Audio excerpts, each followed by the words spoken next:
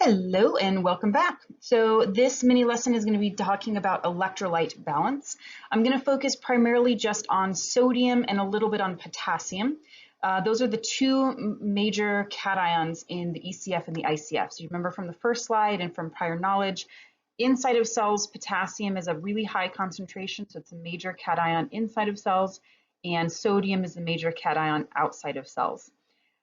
So when we take a look at when imbalances do occur, more common imbalances have to do with sodium. So those are the more prevalent imbalances when we have too little or too much sodium.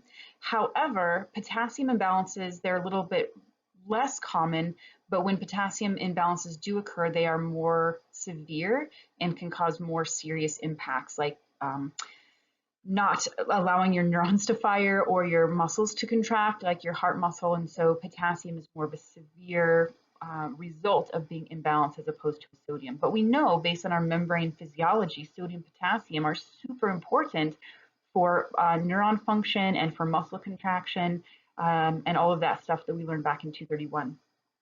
All right, so we're going to first take a look at a couple different diagrams that show how our body responds to sodium imbalance as well as fluid and sodium imbalance, and then we'll talk a little bit about potassium.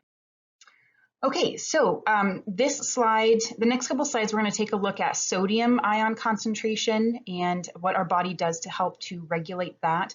Now remember, we don't have direct measurement of actual sodium ions. What our body does is it measures the ratio of sodium to fluid, the solute to solvent kind of concentration ratio.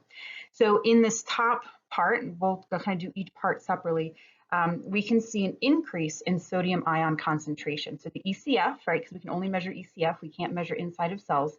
So the sodium ion concentration is higher, and it's mainly being picked up by osmoreceptors in the hypothalamus. So they are measuring the CSF. So when they recognize this, these osmoreceptors are stimulated saying, okay, wait, it's too salty. We need to take in more water. So it secretes ADH, which helps to restrict water loss at your kidneys, and it stimulates your thirst mechanism. So you feel thirsty, so you drink in more water. And then because of this difference, there's going to be a gradient. When you have higher solute concentration in your ECF, you're going to have a slight fluid shift from the ICF to the ECF, trying to create that equilibrium. But you're also going to be holding on to water at your kidneys. You'll be taking water in across your digestive epithelium. And all of this is going to result in decreasing your sodium ion concentration in your ECF. We're trying to get back to isotonicity, which is our homeostasis. So it's not so much that we're directly getting rid of sodium, right? Our problem was that sodium concentration was too high. We can't directly get rid of sodium, but what we can do is add more water to bring that concentration back down to normal. Okay, so here on the other side of this scenario is what if our sodium ion concentration goes down? So if we have too little of sodium in our ECF, again, we're monitoring our ECF compartments, plasma, interstitial fluid, specifically CSF, all these abbreviations. So osmoreceptors are recognizing that our sodium levels are too low. This is going to inhibit those osmoreceptors. And so what will happen, we can see if it decreases by 2% or more, which is not very much at all. That's a really small change. Your ADH is going to be inhibited, and we are going to suppress thirst because we don't have enough sodium. So we actually maybe have too much water. So in this case, we want to get rid of some of the excess water. So we want to pee some of that water out. We don't want to be taking in any more water. And so as we lose water, that's going to help bring our sodium ion concentrations back up. Now in the reading, you might be seeing this term is called hypernatremia.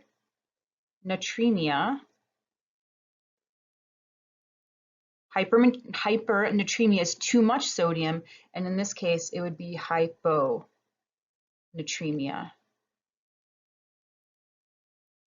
That's, oops, I'm at A.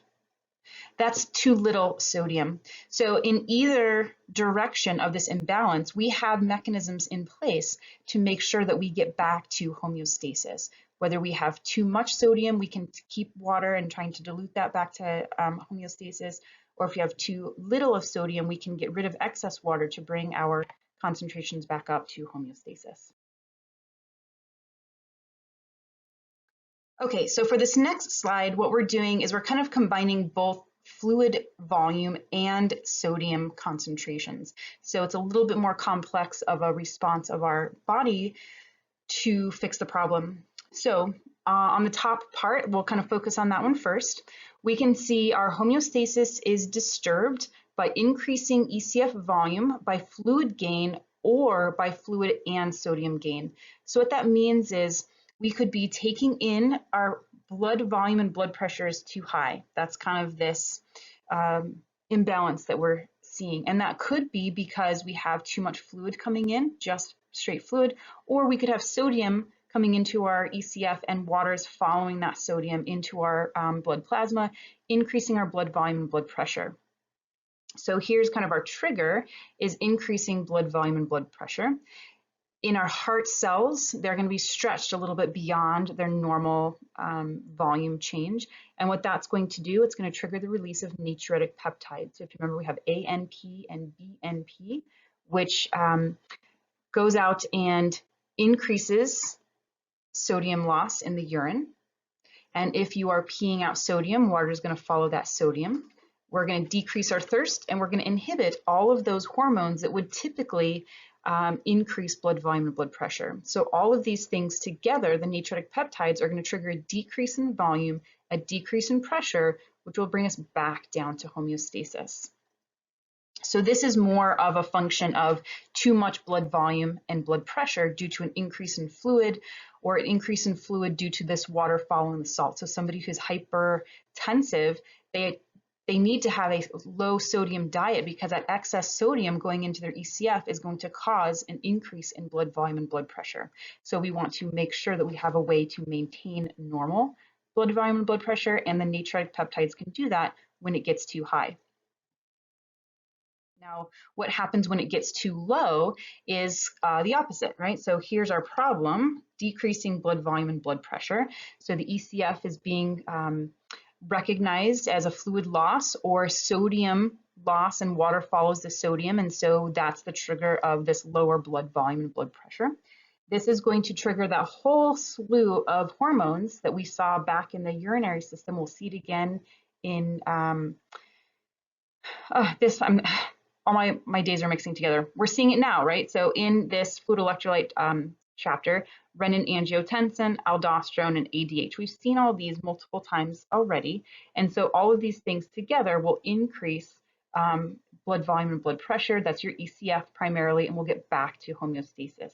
So between both of these mechanisms, natriuretic peptides for preventing too high of blood volume and blood pressure, and renin, and angiotensin, aldosterone, ADH, all of those mechanisms are there to bring our blood pressure back up to normal if it gets too low. All right. Okay, so that was our sodium water balance. So this next one is just a small little slide showing you what could happen if our potassium gets too high or too low. You may have referenced this back in 232 when we were doing the article assignment with the fluid, the electrolytes and the EKG, hyper and hypokalemia. So here's just the normal values. I'm not super concerned with you memorizing the normal values of homeostasis, but just know hypokalemia is going to be less than normal. Hyperkalemia is going to be higher than normal. So some of the things that can cause hypokalemia is different types of diuretics. So Lasix is an example of a diuretic that would be potassium depleting diuretic. We also can have diuretics that are potassium sparing diuretics. So they can actually hold on to too much potassium as it's kicking out sodium, kind of the reverse. Both of those can be used as diuretics. You might have different outcomes.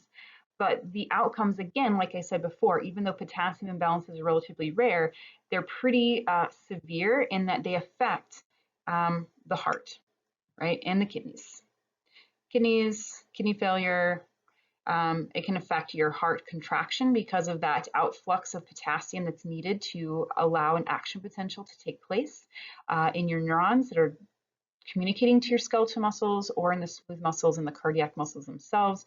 You're going to have a problem with those cell membrane physiology processes happening. So we just want to make sure everything's good with the potassium. Now, the last slide I have here is just a table from your book. You do not have to memorize all of this. It's more of a reference table, but it just shows you kind of those top two. Sodium, potassium are the most common electrolytes that can reach imbalances. Hyper and hypo conditions are listed, signs and symptoms, causes, treatments. So this was a reference for you guys when you were doing your article assignment in 232. It might also be a reference for any of your case studies or other things that you are working on. Or any questions, it would be a really good reference when you get out in the field doing your clinicals in your professional program. So these things can happen, and knowing what are some things to look for can be very important, very applicable to you as a healthcare provider when you go out into the world doing your thing. All right, so that's all I'm going to cover for the electrolyte balance. Focus primarily on sodium and potassium, and then just know that we also have these calcium, magnesium, phosphate, and chlorides are some other important electrolytes that our body has ways to maintain equilibrium, and if we don't, then you can see some of these effects that can happen. All right, I'll see you next time for acids and bases.